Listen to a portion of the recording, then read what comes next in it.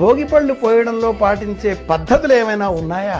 అందులో రేగుపళ్ళు, అలాగే చెరుకు ముక్కలు, శనక్కాయలు, ఇంకా ఏమైనా చిల్లర డబ్బులు, నాణాలు, నువ్వులు, బియ్యం, ఇవి కాకుండా జీడిపళ్ళు ఇంకా ఏమైనా వేస్తారా? ఎలా పోయాలి? ఎందుకు పోయాలి? సంప్రదాయం ఏం చెబుతుంది? 5 ఏళ్ల వయసు లోపల ఉండే బాలబాలికలకు మాత్రమే జీడిపళ్ళుతో సహా ఇలా రేగుపళ్ళతో సహా కూడుకున్నటువంటి భోగి పళ్ళను వారిపైన దృష్టి తీయాలి. ఇది శాస్త్ర ప్రమాణం. చిన్నారి బాలబాలికలు ఎవరైతే ఇలా 5 ఏళ్ల లోపుగా ఉన్నారో మనవాళ్ళు మాత్రమే కాకుండా ఎవరైనా చుట్టుపక్కల వాళ్ళైనా కూడా సమష్టిగా సూర్యాస్తమయానికి 48 నిమిషాల కంటే పూర్వం ఉజ్జాయింపుగా 5 గంటలకే సూర్యాస్తమయం అయిన తదుపరి రేగుపళ్ళు పోస్తే ప్రయోజనం ఉండదు.